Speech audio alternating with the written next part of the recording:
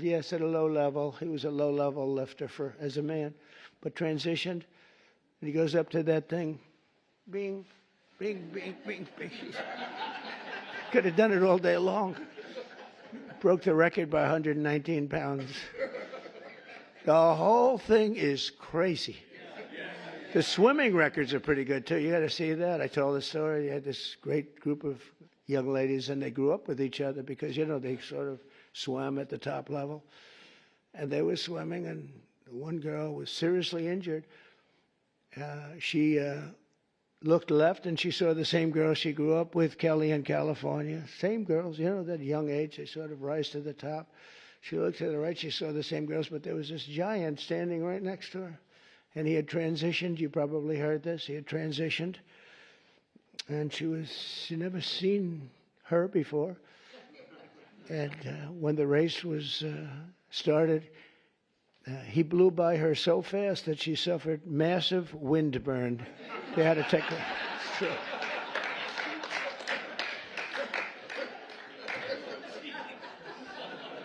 And he got out of the race, and he went and had a little lunch, and then he came back and watched the rest of the young ladies finish up. The whole thing is crazy, and it's so demeaning to women. It's so demeaning to women, but it is what it is. But what they did to this country, and we ended all of that, as you probably know. We ended the woke. The woke stuff is no longer in favor. But we're doing fantastically. Wages for blue-collar workers have surged by the most in over 60 years. Gas prices have reached the lowest level in 5 decades. Actually, we're going to see some really good numbers. We're, you know, drill, baby, drill. Drill, baby, drill. I got to make sure that people can afford to produce the gas. But the gas has gone to the lowest level in decades. And you're seeing $1.99, $1.98, and I saw $1.95 at certain states. Not California, because every time it goes down, they add taxes onto it. You're at $6, $7. They just add taxes. All they do is they keep adding taxes. Terrible governor, doesn't know what he's doing. He may be a candidate, but if you go by success, you can't have him be a candidate. And on Friday, it was announced that the United States Treasury ran a budget surplus. Is that true, Scott? In June, for the first time in many, many decades. Wow. I didn't know that. That's a good one, too. I'm going to have to put that in my repertoire, Scott. But the biggest victory of all came 10 days ago when I signed the One Big Beautiful Bill into law. Right? And just as I promised, we did something that was amazing. You know, everybody was against it. I wanted it. I know Scott and Howard liked the idea of it too, but it was very risky because they've never done anything like it in terms of the size. It's the biggest bill ever passed, of its kind ever passed, by far. And they were going to cut it into 2, 3, or even as many as 7 bills. And I said, the problem is that in the one big bill, everybody gets something. When you cut it into 7s, there are 4 or 5 of them, or 3 of them, right, Kevin, that you get nothing. All they're going to do is fight it. You'll never get them passed. And so we went with it. I was on a show called Deface the Nation. Have you heard of it? They're so bad. They're so bad. These people, they're so average. But I was on this show, Deface the Nation. Ladies and gentlemen, President Donald J. Trump on Deface the Nation. No, but they're all so bad. But we were on the show, and she said to me a question. She said, what would you call this bill? Would you want to have it called One Big Beautiful, or would you rather see it? I said, what I want is one great, big, beautiful bill. And Speaker Mike Johnson, John Thune, they were watching, and they said, what a great name for the bill. We actually ended up calling it that. We took the great out. I actually liked it even better. One great, big, beautiful. But they said, let's a little bit of a low-key. But we got to pass. But we got to pass because there's something for everybody. And there are things that people don't like, but you need them for the country. You know, you have to do some things that are great for the country, but they wouldn't necessarily get the votes. and we got the votes. Think of it, not one Democrat vote. All the goodies that we got, not one Democrat voted in either the Senate or the House. And we're talking about tax cuts and business. I mean, so many different things that are so good, right? Not one Democrat vote went with us, not one. So we had to get almost every, in the House we got 218 to 2. Think of that, 218 to 2. Nobody could do that. It's never been done. And that says, you know, and we have Rand Paul Jr., who's a guy from, we call him Rand Paul Jr. because he always votes no, a guy named Massey. Always votes no. We had another guy who I helped very, very strongly, helped him with a very personal situation, got him through it. And he voted no. I said, thank you very much, I appreciate it. And then we went to the Senate, and you had, of course, Rand Paul, who always votes no. They call him Just Say No. I think they think it's, no, I think they and you know, I got him elected. I had to go to Kentucky twice to do rallies to get him elected twice. But they forget, a lot of politicians forget. And then we had a couple of others, Susan Collins, she's another one, Just Say No. She always, brutal, brutal. And we had some people, Tillis, I guess, was a no, right? He was a no. And they said he was brave. He said no to the president, but he resigned the following morning. So anyway, that was terrible, I thought. But we couldn't lose more than 3. We had 3 that said no. And so we won that 50 to 3. So it's pretty close. And a senator came over to me and said, I can't believe you won the House. Great guy, this senator, Eric Schmidt, who's doing a great job. He said, I can't believe you won the House. I said, actually, so remember 218 to 2, we needed 3, so we could have lost 3. We actually only lost 2. I said, no, actually, the Senate was tougher than the House of the 2. That question is asked to me, who was tougher? I'd say the Senate was tougher, actually, amazingly. It shouldn't have been. We had a slightly bigger margin in the Senate proportionally, but it was brutal. It was, they said, sir, we have 12 hard no's. You know, a hard no is not recoverable, right? This was at 2:30 in the morning. Mike Johnson called up. It could be 20, but it's at least 12. So could you call them, sir? And I said, what time? I said, 2:30 in the morning. And we have to win, right? We can never give up. The people in this room, right? You never gave up. My supporter right from day one, and her husband with a bad damn back, right? How's his back? Is he okay? Every time I see him, he's got a bad back, but he's got a lot of cash, so. A lot. He's got a lot of cash. But no, they're great people. Thank you very much. I do appreciate you. You were there right at the beginning, you know, always was there. But we have, so we have a situation where we call up these people at 2:30 in the morning, and I called up. I got along with them all great. I liked them, but they're tough. You know, they're congressmen. When you're a congressman for 20 years or you're a senator for years, you're smart, and you're a survivor because you go through all sorts of hell. But I called up Congressman. I said, Jim, hi, Jim, how are you doing? He said, fine, sir. I said, family's good, yeah. He said, sir, you have my vote. I never said what I was calling about. I said, I do, thank you very much. But how do you know what I'm calling you about? Well, I said, sir, I've been your friend for 2.5 years. You've never called me during normal hours. So I assume that if you're calling me at 2:30 in the morning, you're not calling me to ask me, how's the family doing? I said, yeah. So, pretty good. So I called up everyone, I think everyone with the exception of one. I had to speak a little bit, but I call up, sir, you have my vote. Thank you. Sir, you have my vote. Think of that. And we got 12 votes in a matter of, I called back 20 minutes later, I said, you got all the votes. That's spirit, right? That's spirit. They wanted to maybe hear. They wanted to have a little love. You know, the sad part is that some of the best people are the people that don't get any publicity because they go with something because it's good. So a guy like some of the people I'm talking about, but some of the people where you didn't even have to call, they vote yes, 100%. You don't have to waste any time with them. You don't have to beg them, come on, you can do it, come on, let's have lunch, let's have dinner. And then you have other guys that want you to suffer. I mean, some of these people that I just mentioned, whose names I just mentioned, you got to go through hell.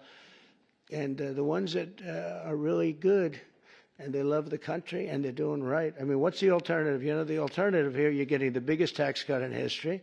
And with the Democrats, you're going to have the biggest tax increase in history. Now, we could go into 100 other details. They're equally as crazy. So I said, so what's the difference? So you're going to say no, and you're going to have the biggest tax cut in history this way, and you're going to have the biggest tax increase the other way, and you'll probably end up in a depression, because if you ever did that, it would be a shock to the whole world. That's what happened in 1929. I said, so you're going to vote for the other side? Well, sir, I'll do what's really appropriate. You know, the losers. But you have that. Really, they're grandstanders. You know, you have grandstanders, and you have them in every business. And the Democrat has far fewer. They're grandstanders. But, you know, the one thing about them, they have bad policy. They're evil people in many ways, but they stick together. You don't have it where you don't have, I don't want to use too many names, but you don't have a Mitt Romney in the midst who makes you suffer. You don't have some of the people that I mentioned who make it so hard. They make it so hard. And the alternative is one of two things. You can either get all these things and make the economy strong, or you're going to literally have perhaps a depression where you people so rich, so beautiful, so nice to look at will be totally busted. And let's see how long your wife stays with you. You're beautiful. She'll stay with you for about 3 weeks, and she'll say, darling, I can't take it anymore. I can't take it anymore, darling. I'm leaving you. I said to one guy, he's a very, very unattractive man, but he's smart, and he's rich. And I said, you better hope we get this thing passed, because your wife will be gone within about 2 minutes. He said, you're right. But so we had a tremendous success, and it gives you the biggest tax cut in American history, the largest spending cut in American history, and the largest border security investment of all time. And again, we're doing great on the border. I almost say, why do we need it? We have such good numbers, but you need it. Ultimately, you're going to need it. I built hundreds of miles of border wall. Without that, you could have never had the results that we had. But to lift up the American family, we increased the child tax credit and made school permanent. We made it all permanent, the school choice. And we expanded school choice. And for every newborn child, we created what's called the Trump accounts. And this was Michael Dell. I don't know if Michael Dell's here, but Michael Dell, well, you tell him I mentioned his name, because it's true. He would call me for 3-4 years. I didn't know Michael. I just know he's a great success story and a great guy. That's all he talked about, was the account where you put $1,000, and as a baby is born, $1,000 into an account, and you let it be invested by, I guess you pick out some good money determinant or fund or index. And I guess at a certain age, like when they're 30, goes earlier than that, but when they're 30, they're supposed to have like $75,000. That would have a huge impact on their lives. And it could even be more than that. So that passed. And, you know, it's funny, that was one of the easiest things we had to get passed. Can you believe it? I thought so many people loved it. They actually call it the Trump accounts. And I didn't fight for that name, right? I didn't fight for that. I said, that's a very great honor. But Michael Dell was amazing. That's what he said he's going to invest billions of dollars doing it for children. He's going to put a lot of his money into it. But even more importantly than the economic success, we're restoring the spirit of our country. America is once again an optimistic nation. We were so down. It was depressing. We were so down. That's why I ran again. I got cheated. They rigged the election. But I said, you know, if I didn't think I won, I would have never run. Because that's like a poll, right? You lose, you lose. It's worse than a poll.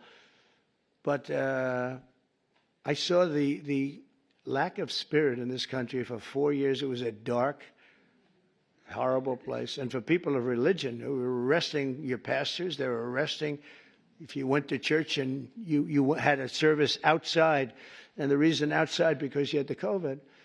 And you could go outside. They'd arrest everybody for even having the service. I'll tell you, religion took a big hit because of the way they treated all of us. And we now have a confident nation, an optimistic nation, and we have one nation under God, and we'll always keep that term.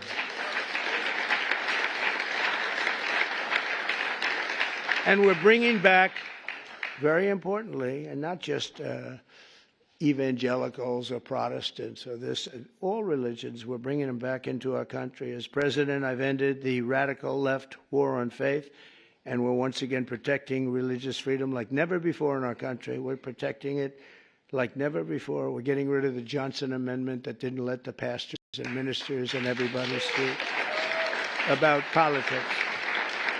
Now you're able to speak about politics, Paula. You can speak about, you can say, I don't like that guy, and they don't take away your tax-exempt status. You know, they take away tax-exempt. And I'll tell you, remember when that started? It was at the meeting room before I ran, 2015, a year before the election. And I was with 50 faith leaders. They were great, very well-known people, mostly Protestant, but you had rabbis. You had an imam, 2 imams.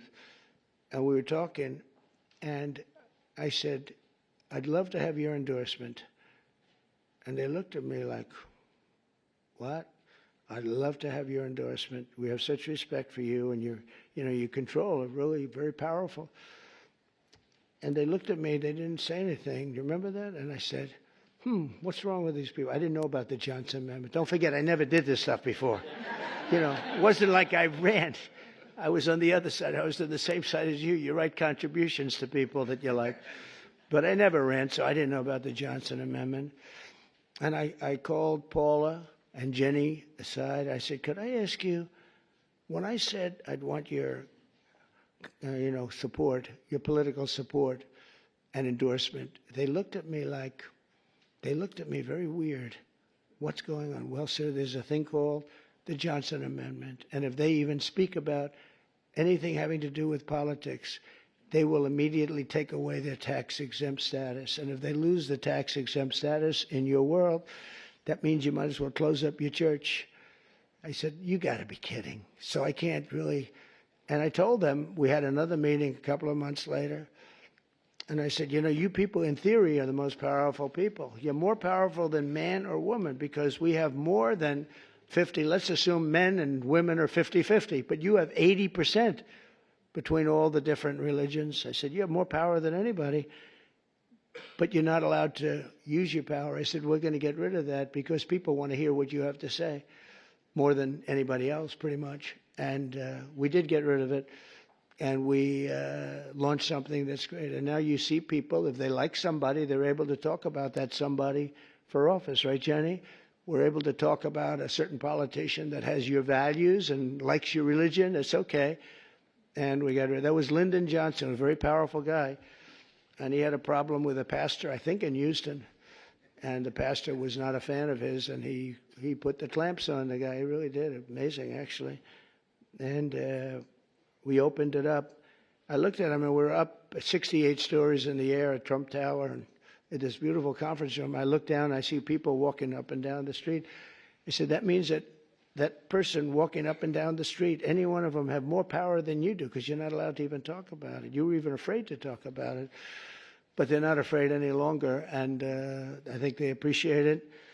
As president, I've ended the radical left war on faith, and we're once again protecting religious freedom instead of destroying it, and God is once again welcomed back into our public square. It's very important.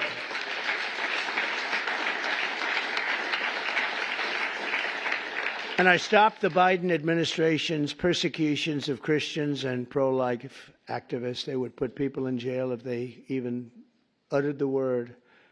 And, well, look at me. I mean, look what happened to me. I was under investigation more than the late, great Alphonse Capone. Think of it. Al Capone would kill people for dinner. If he left the room and he didn't like them, he'd have them shot, killed, buried under a building someplace as part of the foundation of a building. They're all over the place. And I said, I had more time under investigation than the legendary Alphonse Capone or probably anybody else. But I had a lot of good people with me, and most importantly, I had the base with me at a level that it actually became stronger. The one thing I did that was very helpful, I was indicted 5 times. Think of that. Indicted. That wasn't a word that was in my father's looking down, my mother's looking down. That my son's not supposed to be indicted, I think. I got indicted 5 times, impeached 2 times, all bullshit, right? Terrible stuff. And I got impeached for making a perfect phone call. Good luck, congratulations. I had a guy come up to me, a secretary of energy from before. Sir, could you call up, of all people, President Zelensky? And I called him. I actually held off. He must have come 10 times. Please, sir. It's because they wanted to do business or something, oil and gas. Who the hell knows what they wanted? You can imagine what they wanted, but they wanted, would you call up President Zelensky? And I did. When I finally got him, I said, congratulations on your win. He had just won. This is early in the process. Should have never been, that war should have never taken place, by the way. If the election weren't rigged, that war would never be happening right now. Millions of people being killed. That war would never be happening. But would you call up? So I say, hello, President. How are we doing? Everything good? Good. Congratulations on your big victory. Wonderful job. Great, great, great. Hang up. That's it.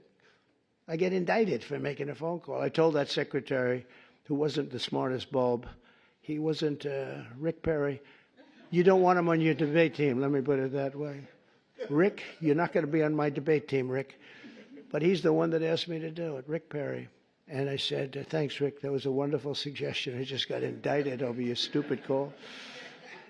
This is what we have to put up with, right? This is what we have to do. We have to put up with things. But it's been an amazing period of time, and we've straightened out so many bad things in this country. I created a presidential commission on religious liberty and established a Department of Justice task force to eradicate anti-Christian bias, because you have a very big anti-Christian bias that you don't think about and you don't hear about it. I established the White House Faith Office to defend and represent people of all faiths, and it's located in the White House. You've never had an office. You've never had that. And Jenny and Paul are there all the time, but we have it in the White House, so people can call up and complain, or they can call up and say, you're doing a great job, whatever. But we have it actually in the White House. Nobody's ever done that. We've restored the fundamental principle that God created two genders, male and female. That was a tough one. And we're defending parents' rights, where the parents' rights have been taken away from them in schools. You look at some of these school boards, it's like they're brutal dictatorships, and we brought it all back. The parents have the control now, and last Monday, we effectively eliminated the infamous, as I said, Johnson Amendment, such a big deal, and various other amendments and things that really took away your free speech. That's what they've done. They've taken away free speech. I also want to recognize the incredible contribution of our great First Lady, Melania, and she says hello. And Melania did the Be Best initiative in supporting children in our foster care system. She visits a lot of children, a lot. Yesterday we went to the game, the soccer game. I don't know if you saw it in the Meadowlands. It was incredible. And she's always thinking about the children that have a hard time, and helping America's young people reach their fullest potential. And it's remarkable to think that it was only 1 year ago this week that my time on earth nearly ended. And if you look at that, God was with me, because that's something in theory I should not be with you today.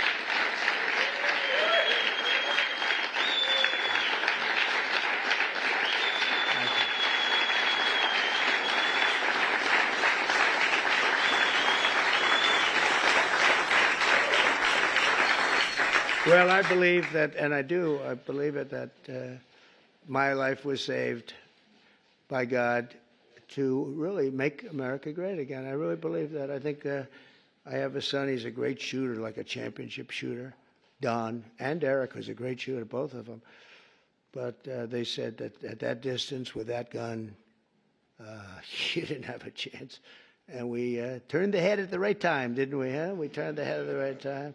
So, I don't know, some people say it was lucky, and some people say something else. I say something else. I think God helped us. So I always believed in giving back to this nation, a nation that we love so much, and I know that everyone lives by that same sacred principle. The people in this room do, I can tell you. I hate when I see complainers, you know, people that complain and they don't do anything about it. Like in many cases, the media, not all of the media. I mean, I must have something because we won in a landslide. Think of it, we won every swing state. We won by millions of votes. We won the popular vote. We won there's a district vote that's very interesting. It's where the whole map looks red for Republican, by the way. But the whole map came out, I think it was 2,750 to 505. Think of that. That's broken into little districts, little areas. We had an unbelievable election, and so I don't know, you know, somebody said, yeah, how do you win without the press?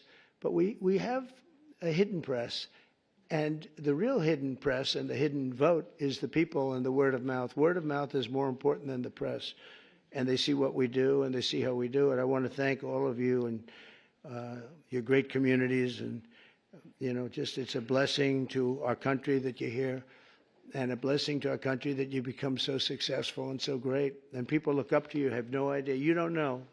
We take things for granted. You don't know. The people in this room are amazing. I even, looking at that list, I really said, that's something great. And you're all believers. I think, Paula, you wouldn't have invited people that were, not a lot of, is there an atheist in the room? Any atheists? I don't think so. I wouldn't want to raise my hand if I were. I'd be in big trouble. No, you invited all people that are outstanding in faith and success, and it's a very noble group. But it's because of the patriotism